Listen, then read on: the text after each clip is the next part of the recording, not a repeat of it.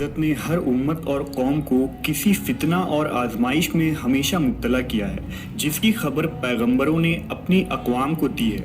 امت محمدیہ کے لیے ایک بڑی آزمائش وحشی اور درندہ صفت قوم کے خروج کی شکل میں لکھ دی گئی ہے، جس کے وقوع پذیر ہونے میں کوئی شک نہیں۔ آخری نبی محمد صلی اللہ علیہ وسلم نے احادیث مبارکہ میں اس فتنے کی خبر نہایت ہی وضاحت کے ساتھ دی ہے۔ اس وحشی قوم کا نام یاجوج ماجوج ہے۔ یہ وہ قوم ہے جس کی پیشن گوئی نہ صرف نبی صلی اللہ علیہ وسلم نے کی، بلکہ توریت و انجیل میں بھی اس قوم کا ذکر ملتا ہے، جسے گوگ اینڈ میگوگ کہا گیا ہے۔ دراصل یاجوج ماجوج حضرت نوح علیہ السلام کے تیسرے بیٹے یافس کی اولاد میں سے ہیں۔ یہ لوگ شمالی مشرقی ایشیا میں زندگی بسر کیا کرتے تھے اور اپنے ارد گرد کے علاقوں پر ہمیشہ وحشیانہ حملہ کیا کرتے تھے۔ ان کی آبادی چین سے مغرب میں ترکستان تک پھیلی ہوئی تھی۔ روایتوں میں آتا ہے کہ یاجوج ماجوج بنی آدم میں سے ہیں، اور اگر انہیں پوری دنیا میں چھوڑ دیا جائے تو تباہی مچا دیں گے اور لوگوں کی معیشت تباہ کر ڈالیں گے۔ ان میں سے ہر کوئی آدمی اس وقت تک نہیں مرتا جب تک اپنی 1000 یا اس سے زیادہ اولاد نہ دیکھ لے۔ ان کے چہرے تہ بتہ ڈھال کی طرح ہیں۔ یہ لوگ لمبے قد کاٹ کے ہیں، جو صنوبر کے درخت کے مانند ہے۔ ان میں سب سے لمبا شخص 3 بالش تک کا ہوتا ہے۔ یہ جس جاندار کے پاس سے گزرتے ہیں انہیں کھا جاتے ہیں۔ یہ موسم بہار میں اپنے غاروں سے نکلتے ہیں اور سبزہ کھاتے ہیں۔ ان کے پنجے اور دانت درندوں کی طرح ہیں۔ ہزاروں سال قبل اس روئے زمین پر اللہ کے ایک نیک بندے کی حکومت تھی، جنہیں ذوالقرنین کے نام سے جانا جاتا ہے۔ اللہ رب العزت نے ذوالقرنین کو زمین کے ایک بڑے حصے پر بادشاہت عطا فرمائی تھی۔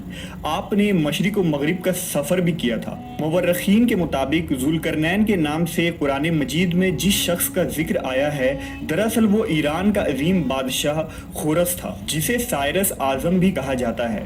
جب حضرت ذوالقرنین نے شمال کا سفر کیا تو آپ کا گزر مشرقی ترکستان اور مغولستان کے علاقوں سے ہوا۔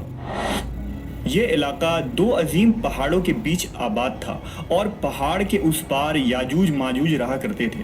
ان لوگوں نے ذوالقرنین سے یاجوج ماجوج کے فتنے کی شکایت کی اور کہا کہ یہ قوم بار بار ان علاقوں میں حملہ کر کے فساد پھیلاتے ہیں۔ لہٰذا حضرت ذوالقرنین نے اس سرکش قوم کی یلغار سے حفاظت کے خاطر ان پہاڑوں کے درمیان ایک مضبوط دیوار تعمیر کروائی، جو لوہے اور پگھلے ہوئے تانبے سے بنائی گئی تھی۔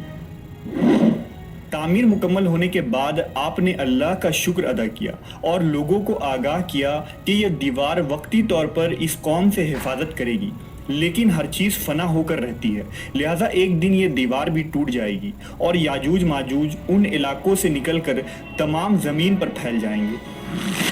جیسا کہ اللہ نے قرآن مجید میں ارشاد فرمایا، یہاں تک کہ جب یاجوج ماجوج کھول دیے جائیں گے اور وہ ہر بلندی سے دوڑتے ہوئے آئیں گے اور سچا وعدہ قریب آ لگے گا۔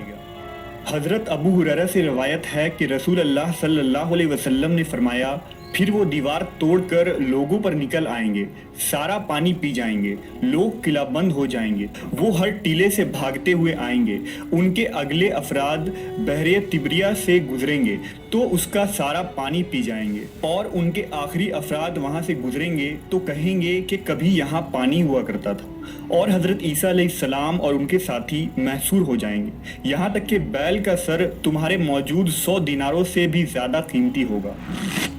وہ اپنے تیر آسمان کی طرف پھینکیں گے، جنہیں اللہ خون لگا کر نیچے پھینکے گا، تو وہ کہیں گے ہم نے آسمان والوں پر بھی غلبہ پا لیا ہے، جس طرح ہم اہل زمین پر غالب ہیں۔